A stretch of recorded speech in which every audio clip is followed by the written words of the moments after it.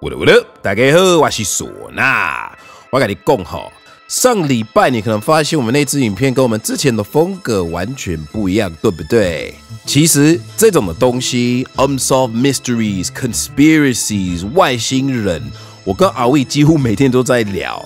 We are really into this type of shit。而且美国有超多这种的东西，你可能只有听过一点点，还是完全不知道。比如说，你知道美国之前大概20年前有其中一个人有 predict 最近10年有发生的事情吗？关于社会主、关于 technology 的东西呢？他目前还有活着，但是他被关了。所以这种的东西，我们觉得我们一定要跟你分享。那你可能觉得，但是我蛮喜欢你之前做的很靠背啊。但是呢 ，YT 没有那么喜欢。他们把我们所有的曝光限制超多了 ，maybe 他们觉得我们太靠背，还是他们认为那某一个国家会被伤害，因为我们塞太满了。But we've got to make a change. 所以接下来这支影片 that you're about to see is going to be the start of a series of deep dives into the conspiracy, the undiscovered, and the unknown. Nah, real talk, it's just gonna be me and you nerding out on some of the coolest, weirdest, wild shit that's ever gone down. So, 让我们继续看下去。UFOs. We've all heard the stories of strange beings from outer space, spacecrafts with super technology far greater than our own. Even the US government recently came out and admitted that they have no idea what these things are or where they're from. I want to tell you a story.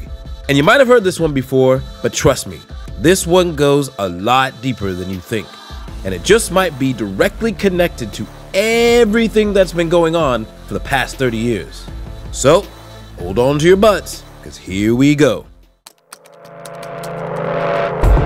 Africa, the second largest continent on the Earth. You would think there would be tons of UFO and alien sightings all over the place. I sure did.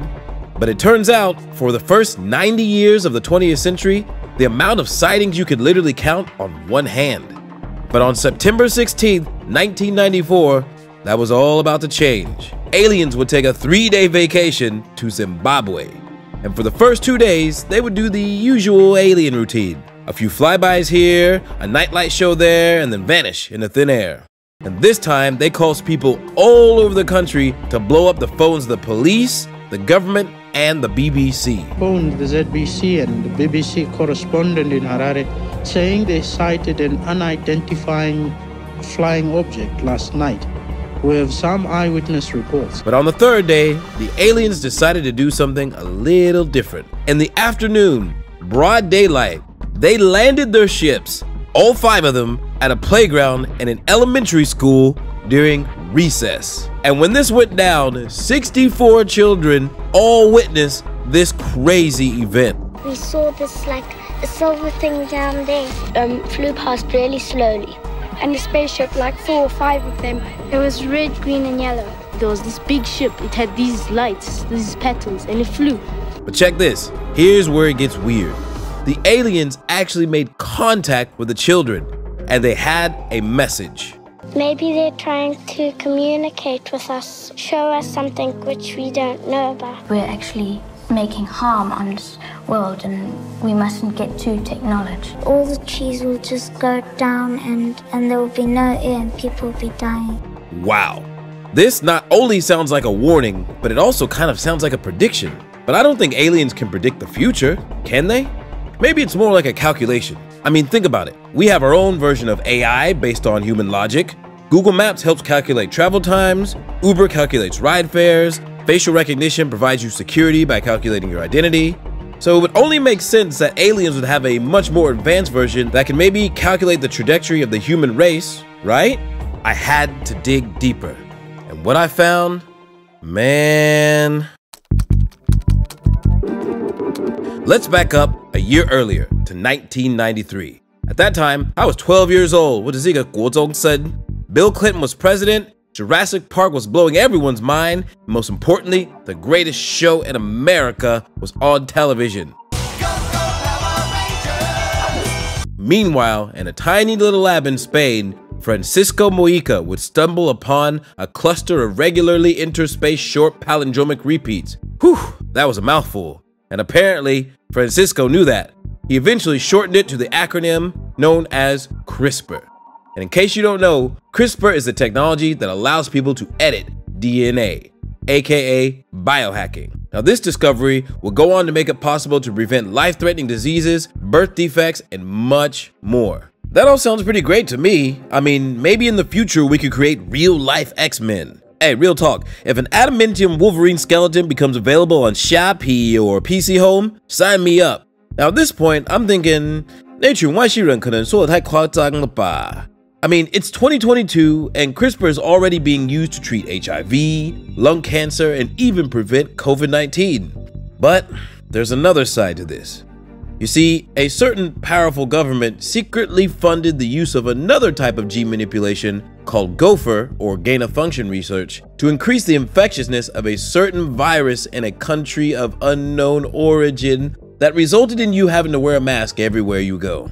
And just a year before that, the same country of unknown origin secretly began using CRISPR to edit the genes of children. Now, I'm not a smart man, but if gopher and CRISPR can be used to help people, I would naturally assume that it could be used to harm people as well. Maybe in the form of a biological weapon? Perhaps tweaked to target people of a certain genetic makeup? I'd hope that what happened in World War II would be enough of a lesson to remind us that that is a path we definitely should not take. Now I'm beginning to understand what the aliens calculated in their prediction. But it doesn't stop there.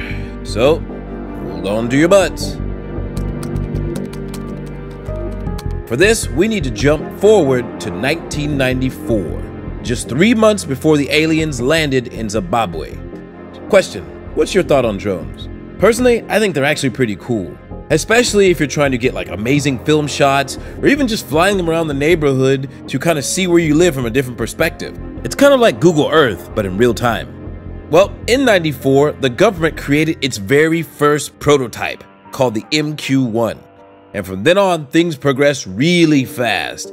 Since MQ-1, drones are now used for home deliveries, planting crops and trees, and just doing all around generally cool stuff. And then the new Switchblade drones hit the world. America used 4,000 of them in the war against Afghanistan to take out terrorists who were hiding deep in the mountains. But eventually, Russia got a hold of this same technology and is currently using it now to invade Ukraine. Man, it's beginning to seem like every new piece of technology that we create for convenience or progress quickly becomes used for destruction. Let's leave the drones aside for a second. You remember that cool little company Boston Dynamics used to make those neat little robots that could like jump and if you kicked them they wouldn't fall over? Well, a few years back, Google bought them out. And the stuff they can do now, man, these things are opening doors, carrying heavy loads, and even doing parkour better than me. But most importantly, they are strapped. And equipped with facial recognition software, they can find a target, recognize it, and shoot on sight without human control. Aliens, if you're still watching, now might be a good time to pay John Connor a visit. Alright, so biohacking, killer robots, that should be the end, right? Nope, we got one final stop on the timeline, and this is a big one.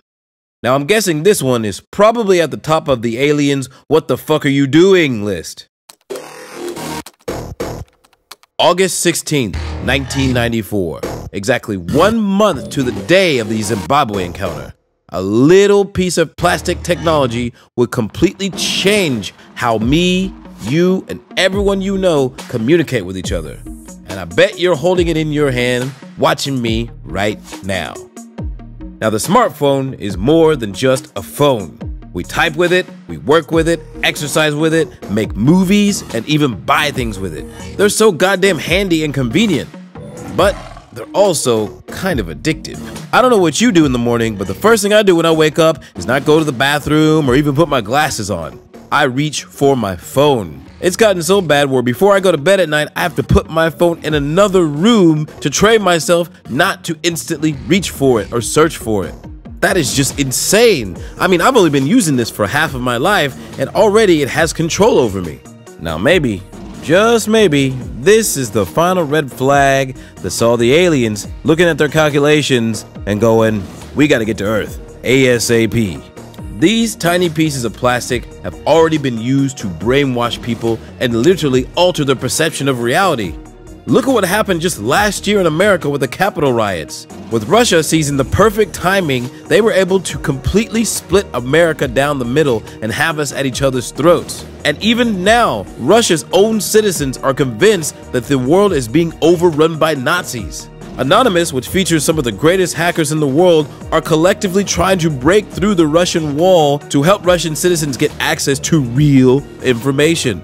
Man, if you'd have told me in 1994 that everyone would commonly be using the term fake news, I would say you were on some conspiracy theory shit, yo. And my question is where do we go from here? What's next? What happens when your phone becomes a part of who you are, when it's just a chip in your brain, and the brainwashing becomes literally brainwashing? I mean, almost every episode of Black Mirror has come true.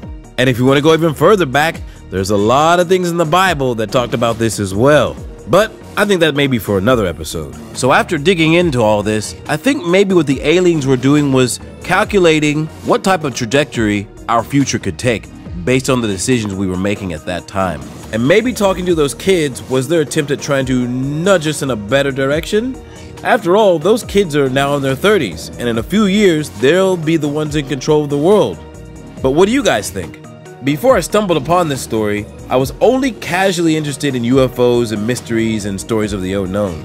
But man, the stuff I dug up took me down a rabbit hole so deep that I cannot not share this shit.